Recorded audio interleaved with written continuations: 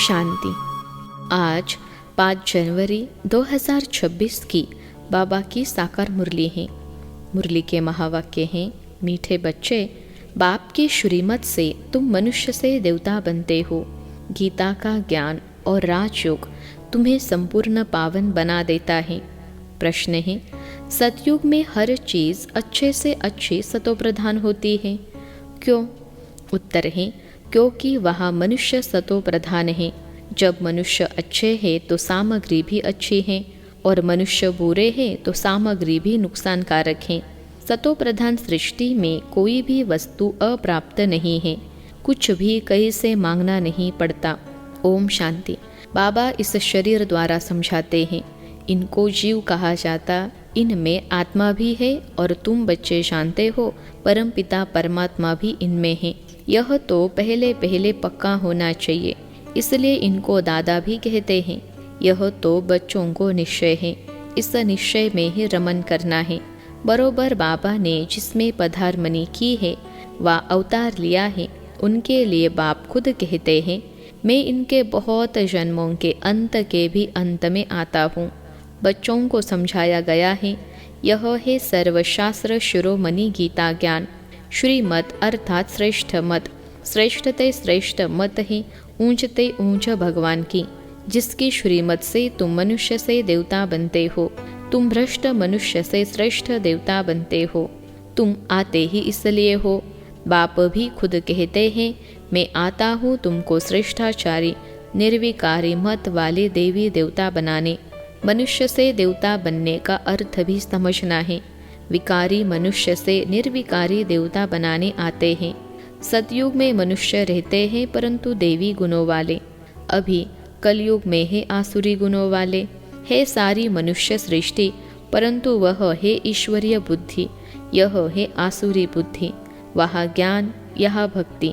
ज्ञान और भक्ति अलग अलग है ना। भक्ति की पुस्तक कितनी और ज्ञान की पुस्तक कितनी है? ज्ञान का सागर बाप है, उनका पुस्तक भी तो एक ही होना चाहिए। जो भी धर्म स्थापन करते हैं उनका पुस्तक एक होना चाहिए। उनको रिलीजियस बुक कहा जाता है। पहला रिलीजियस बुक है गीता, श्रीमद् भगवद गीता। यह भी बच्चे जानते हैं, पहला आदि सनातन देवी देवता धर्म है, न कि हिंदू धर्म। मनुष्य समझते हैं गीता से हिंदू धर्म स्थापन हुआ और गीता गाई है श्री कृष्ण ने। कोई से पूछो तो कहेंगे परंपरा से यह श्री कृष्ण ने गाई है, कोई शास्त्र में शिव भगवानुवाच है नहीं। श्रीमद् श्री कृष्ण भगवानुवाच लिख दिया है। जो गीता पढ़े होंगे उनको सहज समझ में आएगा। अभी तुम समझते हो इसी गीता ज्ञान से मनुष्य से देवता बने हैं, जो अभी बाप तुमको दे रहे हैं।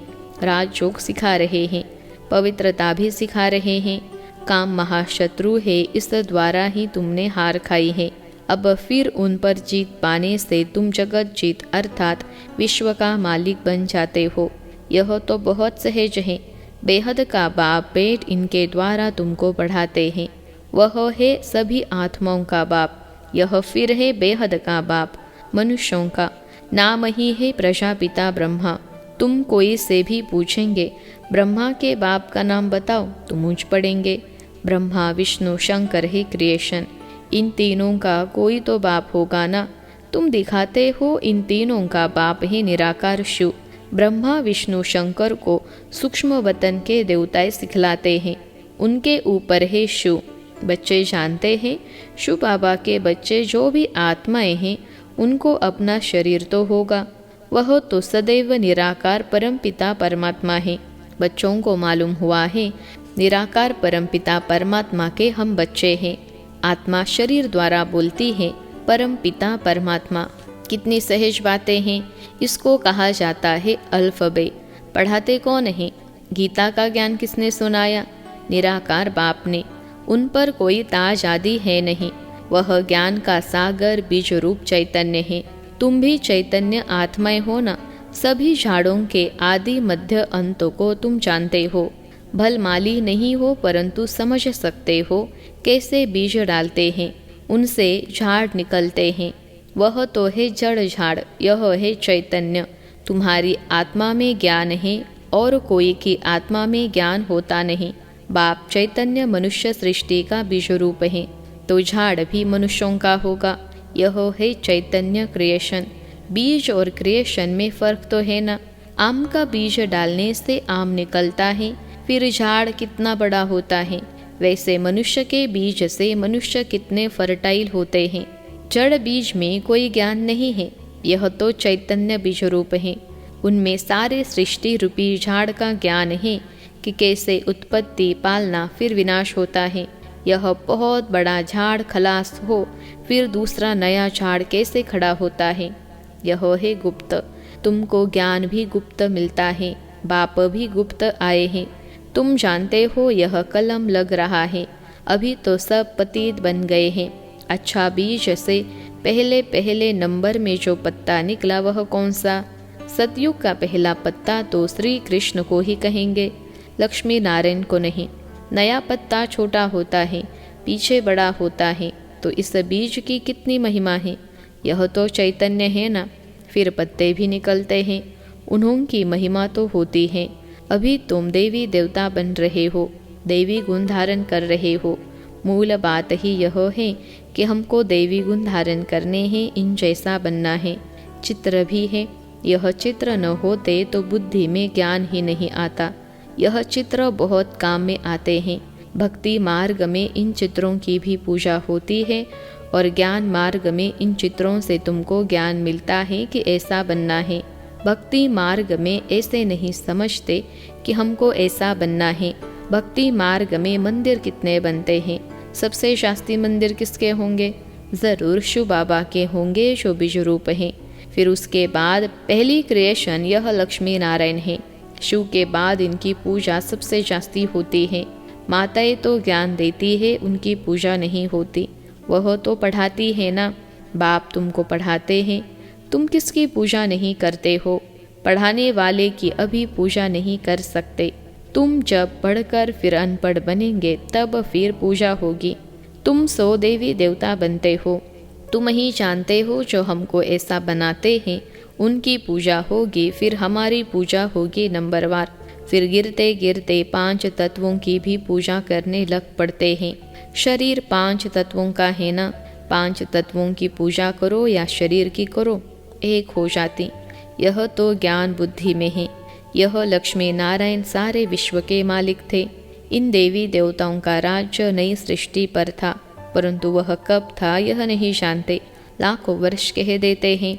अब लाखों वर्ष की बात तो कभी किसकी बुद्धि में रह न सके। अभी तुमको स्मृति है, हम आज से 5000 वर्ष पहले आदि सनातन देवी देवता धर्म के थे। देवी देवता धर्म वाले फिर और धर्म में कन्वर्ट हुए हैं। हिंदू धर्म कह नहीं सकते, परंतु पतित होने कारण अपने को देवी देवता कहना शोभता ही नहीं। अपवित्र को देवी देवता कह न सके। मनुष्य पवित्र देवियों की पूजा करते हैं तो जरूर खुद अपवित्र हैं, इसलिए पवित्र के आगे माथा झुकाना पड़ता है। भारत में खास कन्याओं को नमन करते हैं, कुमारों को नमन नहीं करते।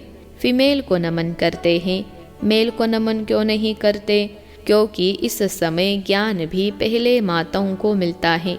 बाप इनमें प्रवेश करते हैं, यह भी समझते हो बरोबर यह ज्ञान की बड़ी नदी है। ज्ञान नदी भी है, फिर पुरुष भी है। यह है सबसे बड़ी नदी। ब्रह्मपुत्रा नदी है सबसे बड़ी, जो कलकत्ता तरफ सागर में जाकर मिलती है।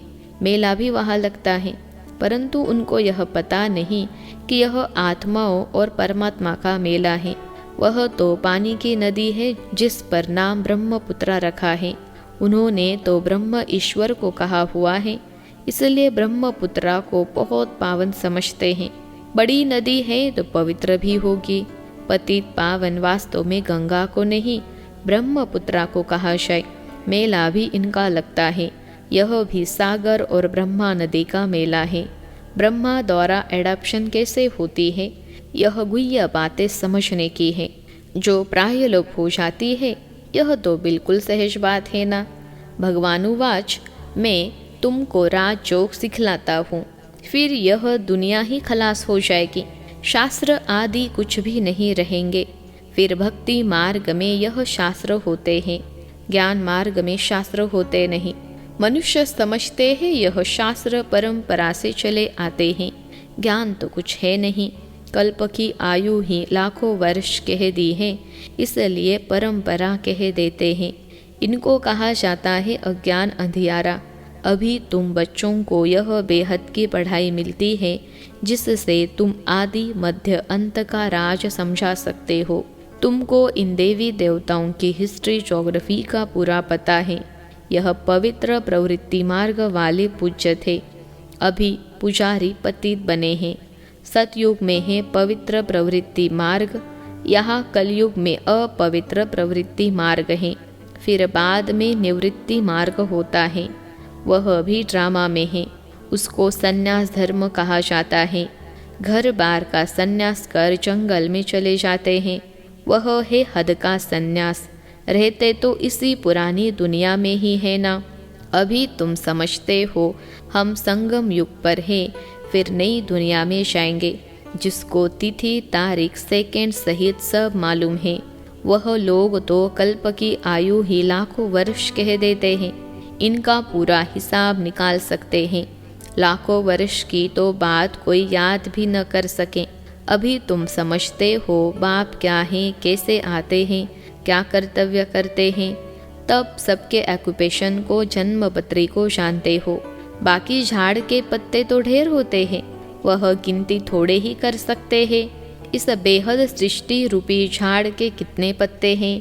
5000 वर्ष में इतने करोड़ हैं, तो लाखों वर्ष में कितने अनगिनत मनुष्य हो जाए। भक्ति मार्ग में दिखाते हैं, लिखा हुआ है सतयुग इतने वर्ष का है, त्रेता इतने वर्ष का है, द्वापर इतने वर्ष का है। तो बाप बैठ तुम बच्चों को यह सब रात समझाते हैं। आम का बीज देखने से आम का झाड़ सामने आएगा ना। अभी मनुष्य सृष्टि का बीज रूप तुम्हारे सामने है। तुमको बैठ झाड़ का रात समझाते हैं, क्योंकि चैतन्य है।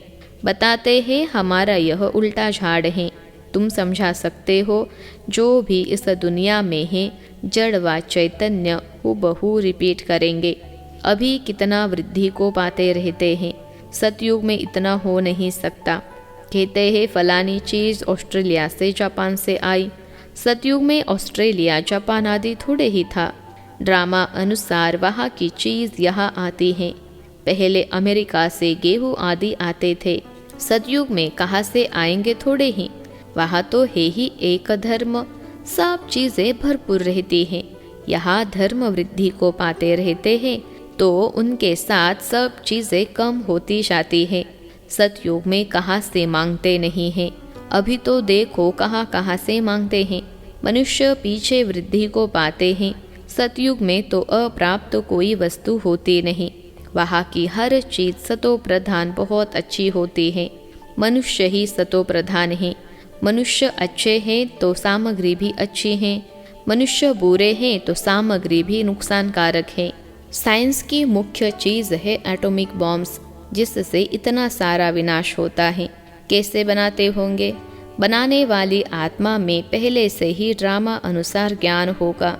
जब समय आता है तब उनमें वह ज्ञान आता है।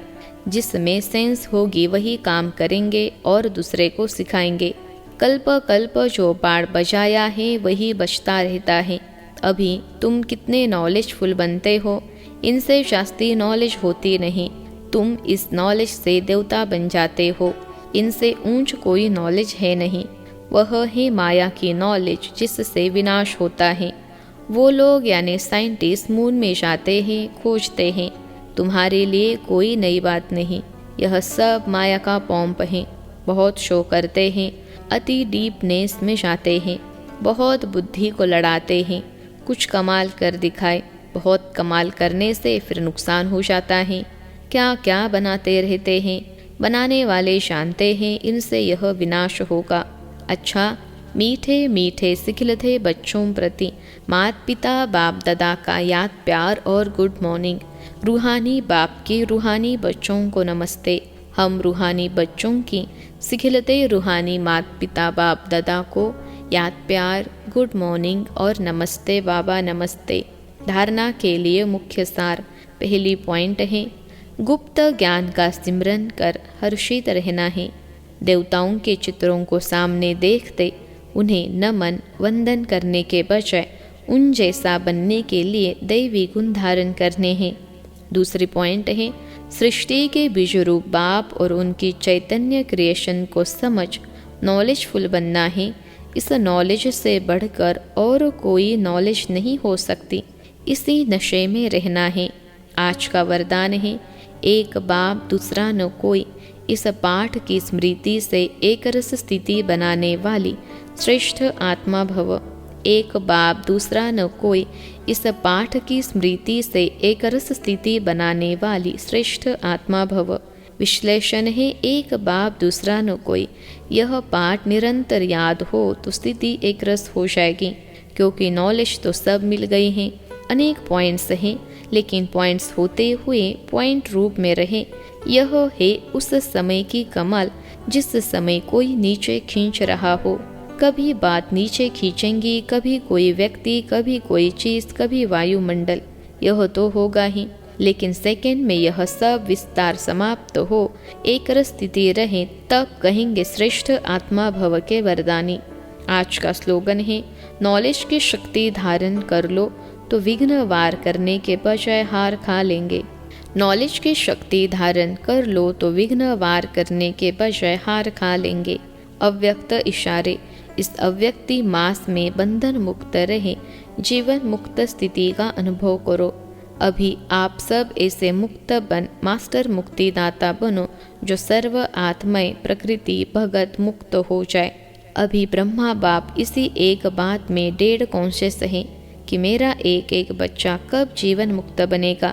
ऐसे नहीं समझना कि अंत में जीवन मुक्त बनेंगे, नहीं। बहुत काल से जीवन मुक्त स्थिति का अभ्यास बहुत काल जीवन मुक्त राज्य भाग्य का अधिकारी बनाएगा। अच्छा, ओम शांति।